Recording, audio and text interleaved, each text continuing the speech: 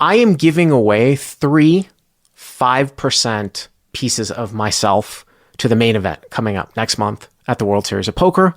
All you have to do to enter is go to clpgiveaway.com, clpgiveaway.com, and the link is in the description, and enter. There are several things that you can do to get additional entries, including being a CLP subscriber, but check it out for your chance to win a 5% piece of my main event action.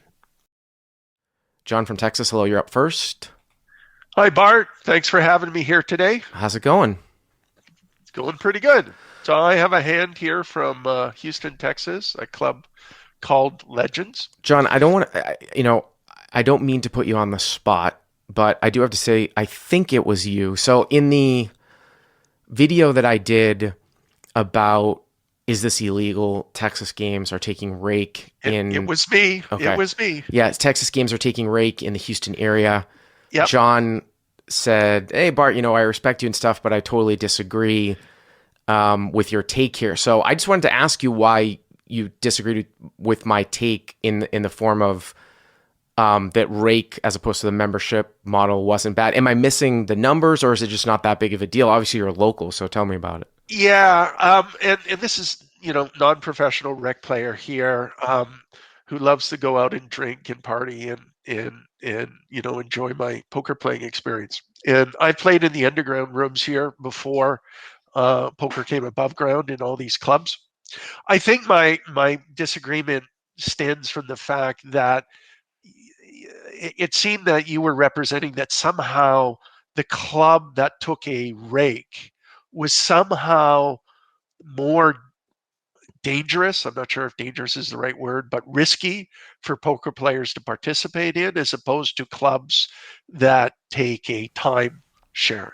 And I was, and maybe you can, so my take there was in that video that, and I had spoken with a good buddy of mine that used to be a floor guy in LA, who I helped to actually move down to the Texas area, and he works for one of the major clubs down there. And we had talked, and he was like, yeah, these clubs that are doing a rake are doing like a money grab where they sort of know that they're acting in bad faith. They know that this is not within the carve out of the membership club, but they'll make a bunch of money. And if they get busted one night, they've made a bunch of money, and maybe they'll have some money taken from them. So I think my stance was that it would be more risky, not like from a danger perspective of like getting robbed or something, just more risky that maybe you would be in the club when it would get shut down, as opposed to the ones that have sort of gone through the process and sort of gone through the test, like the TCHs and the lodges and things like that are not doing the membership club. Do you not agree with me? No, I don't, because first off, I think that the days of being rated in these clubs, at least in the Houston area, have come and gone, right? Okay. There were a few clubs that were rated maybe 2.5 years when this sort of above ground movement started. Mm-hmm. They went through a lot of publicity, and ultimately the clubs were reinstated, right? It was found to be. So I don't see these raids happening here. So you just think that the risk is low, and I might have overblown the fact that a club takes a rake and might not be acting within the law. It's just they don't, because it is really all about the local municipality. There's no state board. I think one of the other things too, you can correct me if I'm wrong, John, is Houston didn't they go through some sort of weird scandal, like with the prosecutor, like trying to, like it was some sort of shadiness where they looked really, really bad.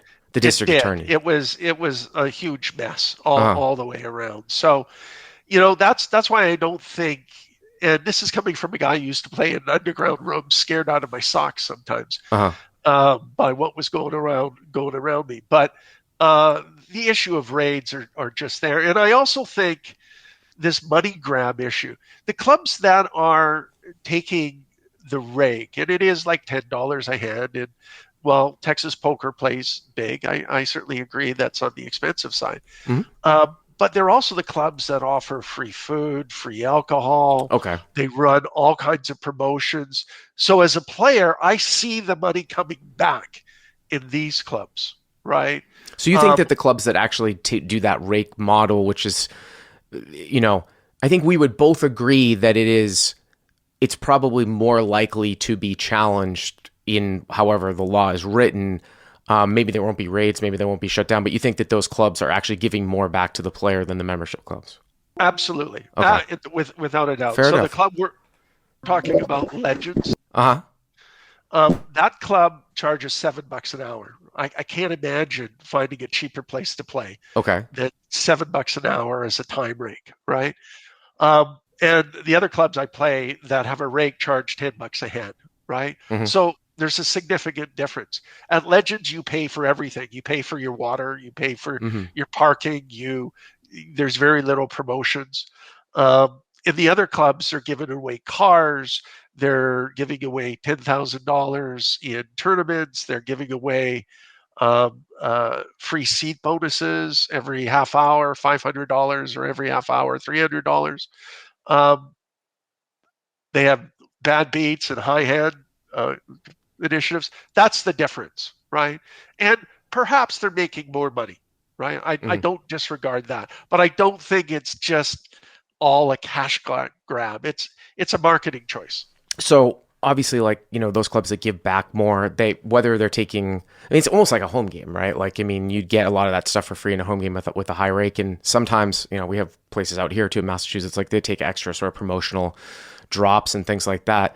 But you don't think that, and I know that the Houston sort of market has become very saturated, at least that's what I have heard, oversaturated in some ways. Maybe competition is, the best for the players, but have you seen any clubs that you think have sort of opened in bad faith, where you think that they have sort of started up kind of knowing that there's a good chance that they won't be operating and trying to, I don't know, gouge the players or trying to take as much money as possible at all? I have seen clubs come and go, open in a strip mall, board up the windows, and are there for 6 months and then leave 6 months later. I don't think those clubs get more than one or two tables at most, and then they disappear, right? Right. I've seen bigger clubs that open under one ownership and then get sold to another ownership and then get sold to another ownership. Right. Legends and Elite are the classic examples. That's a Johnny Chan thing, right? Yeah, all that sort of stuff. Uh-huh. But I have never heard of, and again, this is just one person's experience. Mhm. I have never heard of somebody opening club for 6 months, charging rake, and then shutting down. Right? Although I will say though that it's only been going on recently, right? Like the last 1 or 2 years, right? Yes, exactly. And everybody's feeling it out. I mean, who knows? Maybe some people are thinking that way, but I just, and that was my concern in that video, is I thought you were perhaps overemphasizing the risk in general, Hmm. and then this distinction between rake and non-rake, or rake versus time. Hmm. I think that's more of a marketing decision than anything else, right? I don't think there's any sort of malicious thinking that's going on behind here. Well, someone could do the numbers out. I mean, it's interesting because when you play very, very low stakes, you could make a case where time is worse if the rake is low enough, where you're actually paying more in time. Because at the lodge and TCH in Austin, where I've played with you multiple times, it's the same charge. It doesn't matter what game you're playing in. So, Yes. the fee, the membership fee, whether you pay daily, monthly, or yearly, and the time, it's all the same charge. So, you could make a case that like $10 an hour at 1-2 or whatever it is, $12 an hour might be, more expensive than a $3 or $4 rake. The problem, of course, in California is that it's not $3 or $4 rake. It's like a $7 drop, which is why I'm so anti small games, in California. But, yeah, no, I mean, that's an interesting take. I don't know exactly where it's going, in Texas, like what exactly is going on. I was just, I was contacted because I had a fairly close relationship with the owner of TCH, and I was contacted by him just saying, "Oh, thanks for putting that video." I hadn't talked to him since I moved to Austin because I think from their perspective, I would assume this would be the same with the guys at the lodge too. From their perspective, they're trying to play by the rules, and they think that these guys are acting in bad faith, which makes me think that overall, and we can do the math out that a rake model would bring in more than a membership time model. But as you point out, if all these rooms are given back, you could make a case that it could be very close if they're all given back. But Yeah. interesting. All right, let's go on to the hand here. I just wanted to bring that up. I want to, talk about both sides. Oh, yeah. I thought that was you in the comments. Yeah. Yeah. No problem. No problem. All right, so what's the setup here? Okay. So I decided to go play at Legends. Sat down in a 1-3. I don't normally go to Legends. I hadn't been there in 6 months, so I was kind of new to the room and new to the table. Okay. Bought in for $1,000. Didn't do too well for the first hour or so. Is this a match the stack? Yeah. Well, there's no match. Right. It's just whatever you would you would have put on the table. Right. Right. Yeah. Right. So it was a full ring. I had about $900, which made me the effective stack in this particular hand. Mm-hmm. And there was a mixture of people with a couple $100 in front of them, and a mixture of 1,000 plus, right, at the table. So the hand goes. I have King of Diamonds, Queen of Diamonds in the small blind. King of Diamonds, Queen of Diamonds in the small blind. By the way, John, you're Canadian, right? I am. Yes, I remember this. I remember this conversation. I hear that little twang. Yeah, absolutely. Yeah. All right, so King of Diamonds, Queen of Diamonds in the small blind. Okay. Yeah. There's no straddles on.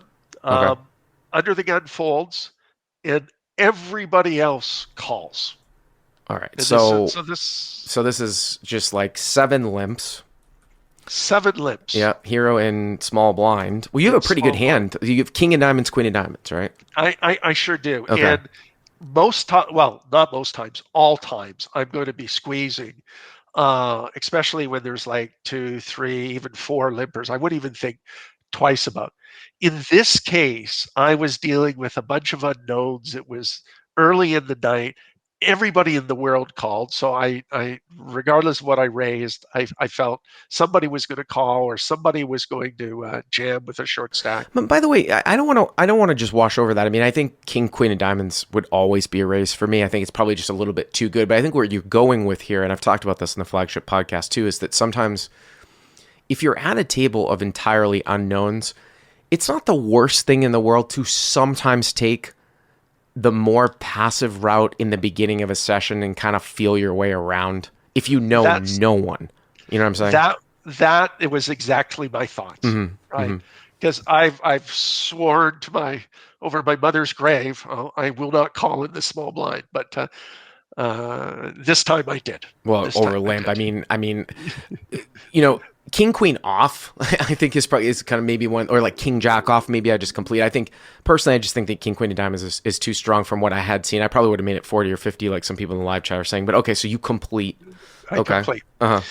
And the option checks, and we go to flop, and it's a pretty interesting flop. 2 of diamonds, 4 of diamonds, 9 of diamonds. 9 of diamonds, 4 of diamonds, 2 of diamonds. So you flop a flush. I flop the king high flush. And there's 7. It's almost like a bomb pot. Almost. Exactly. There's 8. There's only one person folded, right? I'm playing. Yeah. It's 8-handed at this point. So and monotone flops are always sort of either everybody folds or it tends to be a gigantic pot. So in my experience, so I chose to check. Okay. Right. Thinking to myself, there's somebody out there with something, and somebody has the ace of diamonds, and I want to check raise, right? So the hijack helps me out by betting 45. Okay. The button calls. Okay. And so again, this is the next question I have. I re-raise to 180. Okay. So hero flops a second nut flush, King Queen of Diamonds, 9-4 deuce, all diamonds, limp pot, super limp pot. Check. Hijack bets 45, which is an overbet on the flop, right? The pot's only like $25, right? Just exactly. Huge bet. Wow, that's crazy. Button calls, and now it's on the hero. So just a couple of things here too about playing limp pots. It's somewhat of a specialty, right? Like in live poker, especially low stakes live poker, where you'll see this and you won't see it in other games. I kind of tend to, when I usually flop a lot of really, really thick value, I want to minimize my fold equity. So a lot of times with very, very thick value, and I would consider your hand very thick value, I would do a lot of leading out because I don't want to put in a check raise because a check raise almost announces like you have a flush here. And I just feel like a lot of times in this particular situation, you're just going to get more calls if you lead out. You could just lead out for 25. And you if you were to lead out for 25, you might get 3, 4, 5 calls. Whereas if you try to go for a check raise, somebody might bet, you get a call, you check raise, and then it's just done. Now, with that being said, sometimes you do have to do stuff to manipulate pot size when it's a limp pot and you're deep. So I don't hate it going for a check raise. Personally, I would probably do more leading out for that reason. This big bet, I mean, this is never the nut flush with this bet. I always talk about how people like always slow play the nut flush. I'm never going to give anybody the nut flush anyways, but especially if a guy goes 45. But yeah, I mean, you hope that somebody's got like, it's weird because there shouldn't be a whole lot of two pair, but it's Texas. You hope someone's got a set, someone's got a smaller flush, whatever it is, the ace of diamonds plus a pair. I would definitely start putting money in. And usually I just, you don't really need to even make it that large. I kind of like your sizing because even if you just get one call here, the pot's going to be like 400. You're going to have like 700 left, and it's really easy to get a lot of the money in. So I don't mind it now. So small blind to 180. Okay. Mm-hmm. Yeah, yeah. And I agree. I'm probably 50-50 on whether I would bet out, and 25 would be the right thing. All right. So 180, and then I got to stop you for a second here because I got to, love to keep the show interactive, but I got to pick some comments out. Usually, there's some really good comments, but sometimes I disagree. And this one I definitely disagree with. Skate or Die 87 says, actually, I would call and maybe raise the turn. I personally think that's the worst line you could possibly take with a flop flush here. First of all, when John overcalls 45 for an overbet and it goes call, a lot of times a bet isn't even going to come in on the turn because they're petrified that John has a strong hand because of how strong that overcall is. Why would you want to make your hand look as strong as it is? Don't you want to get max action, skate or die? That's my take, and that's why I would hate to play a hand like that as a check raise on turn. So you go to 180, and then what happens? Under the gun +1 flat calls. Do you mean the hijack, right? No. +1 who checked. Oh wow, okay. So checked. +1 call or cold calls. Wow. Okay. Cold calls. Yeah. Right? Yeah. This is another reason I rated. That threw me to a total loop. Everybody else folds. Hijack folds, button folds. So everybody else folds. Right. So now we could put 360, 450. It's like 475 or something, right? That's right. So I'm going myself. He has to have the ace of diamonds, right? And my impression of this player at the time was he was a disciplined the player, right? You think he cold calls with just the ace of diamonds? I mean, that's ace of diamonds, the flush, a made flush. I don't know, two pair. I don't know. Well, there's a whole lot of two pair out there. I mean, again, it's Texas, so I always try to look at these hands as much as possible from a logical perspective. Someone like limped in with like ace 10 off with the ace of diamonds. Sure. Yeah, they could definitely call. They probably shouldn't. I'm just kind of saying. And then also too, it's interesting to check from up front because a lot of people want to protect, like if you flop like a set of deuces or fours or something like that, and also smaller flushes too. Because remember, you got the king and the queen of diamonds here, so exactly. The smaller flushes kind of want to bet out. So it's interesting. Exactly. I had no idea where I was at that point. Right. I was thinking maybe ace 3 of diamonds could be calling with. He could be sandbagging the nuts, but I mean, it's right. really hard. For you, it's really hard for me to fold in a Texas game the flop second nut flush, but you could be up against the flop nut flush. But okay, so 475 to the turn, and then something even weirder happens. The turn is the ace of diamonds. That is pretty weird. So right. Oh wow, okay, so the ace of diamonds comes out, so he doesn't have the ace of diamonds, right? And you now have the nut flush. I mean, I suppose. There's a straight flush wheel out there at 5-3 of diamonds. I would be, yeah. That would not concern me at all here. I would almost like be kind of irrelevant. Again, playing the hand this way is just +1 limping in. It's just very unlikely. Well, I put the reason I gave that more credits was because I couldn't figure out what he called the flop re-raise with. Right? I was saying to my, and exactly, you've said it, right? If he had a smaller flush, I would have expected him at least to re-raise, not just call. You just see a lot, you see a lot of betting there with like 5-3 of diamonds on the flop. And again, so again, it's like one of these things where it's only one combo, one specific hand, and then he would have to play it as a limp pre from +1, right? How often, and also play the flop this way. I find it very unlikely. But what's interesting about this is like, how do you get value now, right? Because Exactly. if you throw out 5-3 of diamonds, you've got the king and the queen. So if he flopped a smaller flush, then it would be Jack, 10, 8, something like that. But the issue here, though, is that I don't really like a check, though, because I want to get value from sets, and I don't want smaller flushes to check through. So I kind of like a modest bet here of like 200. I want to keep them in. You know what I'm saying? Well, yeah, but do you think, and I did check, but you think a set is going to bet against a four flush on the board? No, I don't. That's why I want to bet out. I don't want. I think it's going to check back. You want to get value from a set. Okay, but you think a set is going to call a four flush? I think if you bet like 200, to boat up, I think, they'll be like, oh, I'm getting 3-1. I just felt if I looked hard at the flop, he would fold, right? I felt it was way ahead or way behind. Anyway, so that was my logic. Well, I don't know how you're way behind. Well, if he has the 3-5 of diamonds, right? Yeah. Then I'm way behind, right?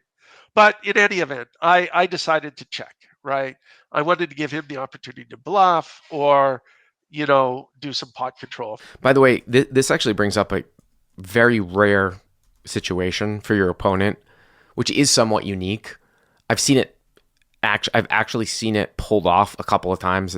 And that is actually turning a set in hold'em into a bluff. Because in this particular situation, if your opponent had a set here, you check raise flop and now check turn, there's a very, very good chance that you have a counterfeited flush here. Now you actually have the nuts now with king, queen of diamonds, but like you could have flopped and you're in the small blind, so you're super wide. You could have flopped a small flush, and it's really hard. Like say for example, you had 7-8 of diamonds, right? And you played it the same way.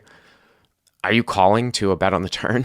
It's interesting because like he really shouldn't have the king or the naked king or queen or diamonds, but people sort of look at the board as opposed to like what's going on in the hand. But there are certain situations where you can turn sets into bluffs and things like that. But okay, so you check on this ace of diamonds. Yeah, and he bets out $180. So hijack. Oh, excuse me, +1. Yep. Bets 180 into 475. So if you call, the pot will be 7. It will be actually, 835, and you'll have 600 or so left. Slightly less, right? It started at 900. I think if I call, I'll end up with 500, and the pot will be 800. That's really, what is he betting here? So strange. I know. I mean, yeah. This is why I brought up the call, right? I mean, I was, in every action I took, I had to think about it for a minute, right? So I'm kind of torn here in this one, because what I'm torn here by is, you would think that this should be more heavily towards bluffs because you have the nut and second nut. Again, me throwing out 5-3 of diamonds, and sets shouldn't really be betting here on the turn unless he was turning a set into a bluff, which I'm not going to give him credit for. So in that perspective, from a logical perspective, if he's got mostly bluffs here, then you should check call and then check the river. That would be from a consistent logical perspective. The weird thing about this though is that like, what is he cold calling the flop check raise with? Like, it's not like he's getting here somehow and then all of a sudden he's bluffing. Like, he had to have something. So it's really, really bizarre. I feel like a check raise here would probably be super strong. So I could kind of say either check, call. These are the two options I see for you. Check, call, check. Okay. And I'm not a huge fan of checking the river and giving my opponent the betting lead. It's just weird, but it's so weird because he should be so bluff heavy. Check, call, check. Or another very rare play is check, call, lead river. Meaning like you call and now the pot's like, 7, eight, whatever it was, like 800 or something like that. And then you just lead river for like 300 and and maybe he thinks you have a set and he's got a small flush, and you know what I'm saying? And he's making a stop bet on the turn in position. So if he's got a small flush and he's doing this and he just doesn't want to face a big bet, he doesn't want to get it checked through, you'll get paid off that way by just like going call and then donk lead 300. Very bizarre. Yeah. And what went through my mind is I just didn't know where the hell I was. I didn't know. It's a very strange hand. Yeah. was if he was caught, like you said, 3-5, even though it's possible, I want to throw it out the window because it's one combination. There's so many combinations of sets and two pairs that I think he could have at this point. Moderator extraordinaire Michael G says lead on any non-board pair. The way that this one went out, actually, Mike, is I think I would still lead on a board pair because I don't think this guy has a set. I think that this guy has a smaller flush or he's bluffing. I think John, you would agree that it would be very bizarre for somebody to bet a set here on the turn unless they were advanced enough to be turning it into a bluff. And I can't give that guy credit, so it's really, really interesting. But okay, so what did you end up doing? I jammed. Wow, okay. I jammed just because I said I'm going to hate myself in the morning if I just call in the board pairs. I'll be honest, that was what was going through my head. Can't really raise less than, you only, what did you have? 600 left and the pot was 800 if you call. So you jam and it's like 1,400, 600 for him to call. So I think it was closer to 500 for him to call, but whatever. Right. At that point, it's like if you go to if you jam and it's like 500, so you're jamming for 680. You can do some gnarly things with like very bad players and do some very small raises, like raise it up to 400. You would think that raising it smaller would look stronger, but so you jam, okay, and he tanks for a while. Which as soon as he started tanking, I was going call, right? Because obviously I knew the one he didn't have the 3-5, and after about a minute, he called. Okay. And the 5 of diamonds rolled off on the river. The 5 of diamonds rolled off. That's obviously inconsequential in the sense that he's not gonna unless he somehow had Jack 3. That would suck if he had Jack 3 of diamonds. Yeah. I've seen it before from +1. Well, close. He had Jack 8 of diamonds. Jack 8 of diamonds. Okay. He stated he thought I was overplaying a set, which is why he overplaying called. A set. Wow. That's interesting. Like I said, though, oh man, so he's got the third nut flush there, and you check jammed. Boy, the biggest question is why the hell did he call on the flop? I get I don't think there's anything wrong with him calling on the flop because he's only got the fourth nut flush, right? But he's got 7 other players. Well, he's got like 4 or 5 players behind. Yeah, right? but his cold call to your check raise is so strong. Like he's got a flush. If you have a flush, he doesn't have to worry. So what if someone's gonna tag along with the ace of diamonds with like there aren't many diamonds left in the deck? It's very transparent what might come out too. Sure. But I'm glad that it worked out for you. My main concern here though is that I think you might have gotten a little bit lucky that he called. I agree. I kind of like my line better, which I was talking through, which is like check call lead. And again, it's interesting. This is why I hate giving the betting lead up to low stakes players, because I said like the logical thing here would be, oh, he's bluff heavy. We should just check call and then check the river. The problem is twofold here. Like I said, he has to get to the flop somehow. Cold calling and check raise is something which would sort of suggest he doesn't have bluffs, and he's going to check behind. You know what I'm saying? No, if you check the river, he's going to check behind, and that's a disaster. I like check call lead myself. At the time, I was pretty confused. Interesting. So. Thanks for the call, John. Appreciate it.